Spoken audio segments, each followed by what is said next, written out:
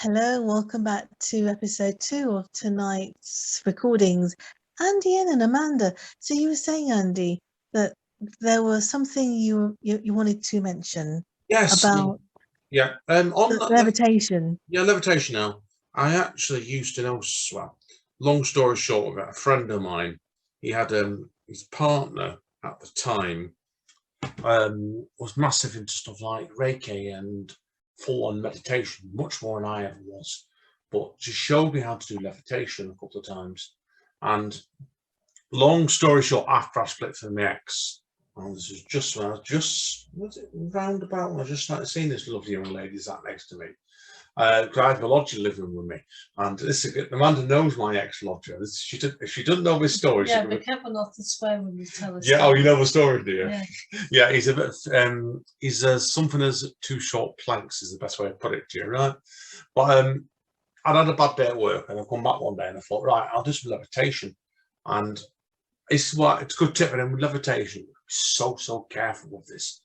I managed to get my sit down, got my legs and wraps just zoned out to such a level, because I used to be trained in it. I'm a bit out of practice now, where you can actually move your soul out of your body and actually full on levitate upright. And I got as far as right above we're in a 3-story block of flats, and I got right onto the roof. And this is what to bear in mind is we're dealing with spirit, emotions and spirits. I could see out there so much negative energy. So I wouldn't say there were demons or spirits, whatever. There was an emphasis, some darkness all around the area. There was. I think it's everywhere that around you. And then the lodger then comes in, walks in through the living room, and he says, and he uses beep, beep, Andy. And I literally had to pull myself down quickly. It's something to bear in mind, if you're doing levitation, if you get interrupted and not take your train of thought, it can actually kill you. You can. That's why, yeah, you didn't know that, Colleen. It is true. You got to be so careful doing that sort of stuff.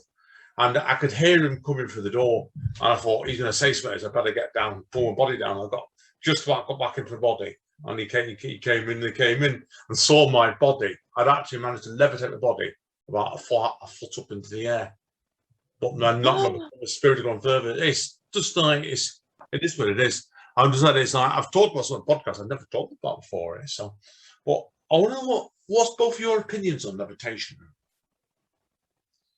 Amanda? I've never done it. What I've heard from the podcast that I used to edit, that I don't edit it anymore, is the guy was saying that you've got to keep doing the meditation every day, and then you've got to get into the frame of mind, because it doesn't just happen, like on day one. No, it doesn't. Saying he made a point of getting up at 3 o'clock in the morning, which was the time that suited him, and he spent an hour just meditating, and it wasn't until after about a month when he first managed to levitate. Yeah, it does. It's about right that. It's my case was I did it accidentally. I pushed as a body bit habit. I went because I'd been zoning out when I got back, just relaxing, and I think I accidentally did it when I went up. I said I didn't mean to. You can easily fingers clean. You're used to doing something, and you're out of practice on it. It's the most dangerous doing Amanda did, right? Where you can actually end up really doing some quite serious damage, and it's because I'd had a lot of spirit. I had done it for 18 months at that point, but certainly I had 5-10 years experience doing it and going like full meditation a lot of the time. I was prepared for it, but it's like getting on a bicycle the first time. You can end up pushing the pedals too hard. I've always thought as well, when you're drifting off to sleep and then you suddenly feel yourself falling, I know that people come up with a different explanation for it, but I've always thought it was like you're leaving your body and then you suddenly wake up and your body goes back down. Yeah. I heard that. Well, that was actually. Yeah, but it was like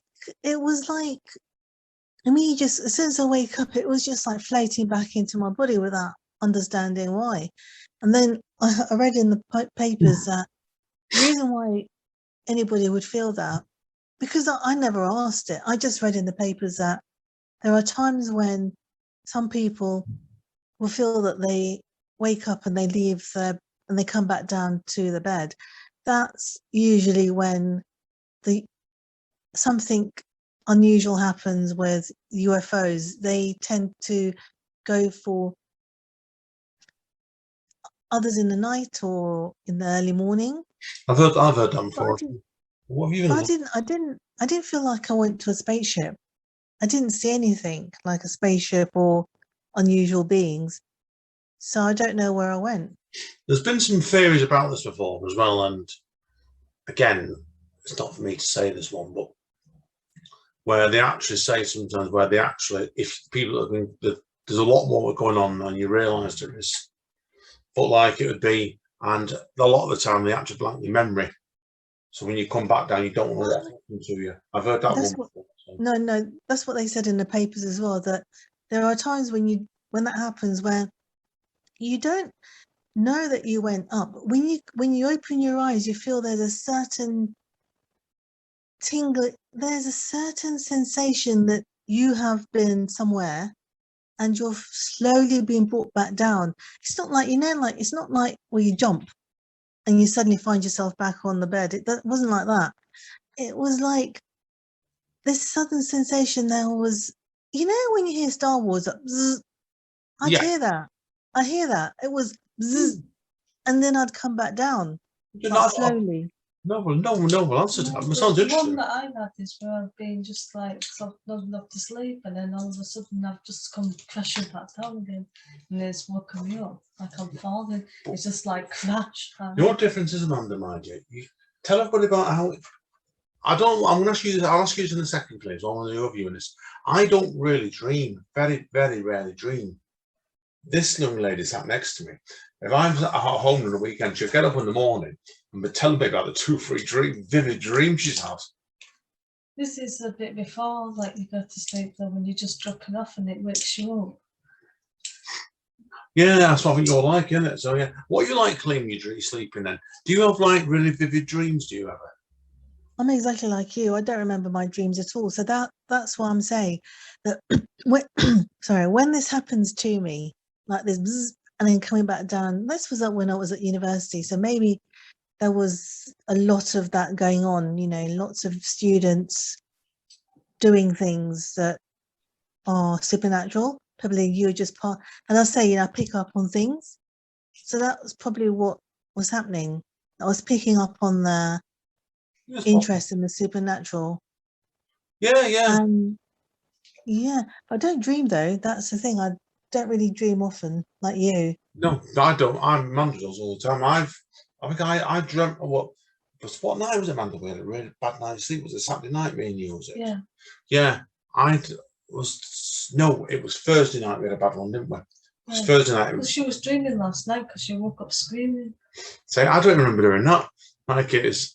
I wasn't screaming last night. Yeah, I had to put my arm around you and ask if you were okay because she was screaming like a girl. God, I don't even remember that one. God, shows you that. So, right, Clayton, should we call it wind down now? Obviously, we don't want to have our viewers listen to hours and hours of us anyway. But to conclude, have you got any events coming this week, Clayton? Have I got any events? I should be, and I can't remember which one. Yeah, I just had the Festival of Ideas event. It went really well. There were like talented artists, writers, musicians. We had a guest entertainment from the London Sea Shanty Choir and a jazz musician. That was really fantastic. It was a really good night of poetry, really good. So that's taking off really well. Really? And the host was brilliant. She just wrapped everything up.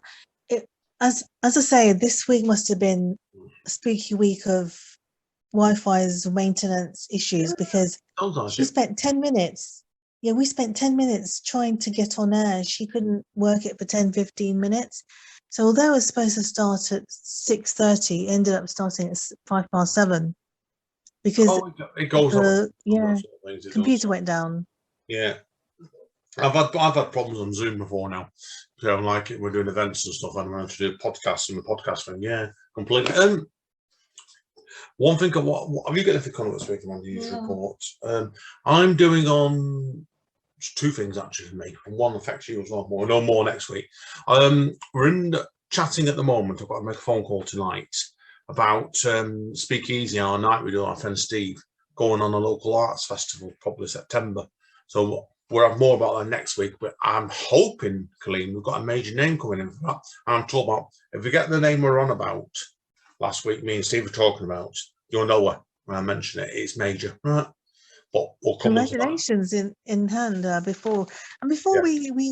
before we sign off the podcast, which is All That Matters, etc. podcast. You received my wedding present. I know in advance. You haven't opened it, or are you planning to open it now, or wait until the day? We're gonna probably wait till the night before the wedding, Amanda. I Aren't we? wanted to open it, but somebody wouldn't let me. No, so Was it somebody's a very big traditional. parcel? Was it a big parcel? Rectangle type box. Yeah. Rectangle type. Yeah. So, Oh, good. yeah. I love it. Absolutely. It was love ticking, that Colleen. gift. Tom. That worried me a Tick, little tick, bit. tick. It was going meow. I love that gift myself. Whatever I give anybody, like my friends, I always give what I want myself, Cool. because I only give what I like, because I know I'd love to use it. So that's why I gave it to you, because I saw it. I really liked it a lot, and yeah, that was why. And please, I can't wait until you open it and start using it. So No, yeah, when that happens, we'll be in touch, Colleen, when we've gone through it. as soon as you open it, then we can start talking about this plus what you do with that Cool. Well, that's all it. the time. Be in touch. I'll be in touch when we've gone through it. Definitely, we're going to be good. We're good for the next couple of weeks. So, right, everybody, we better call it quits anyway. So, Ta-ra, stay safe. take all, care, and guys. See you speak to soon. next Bye. time.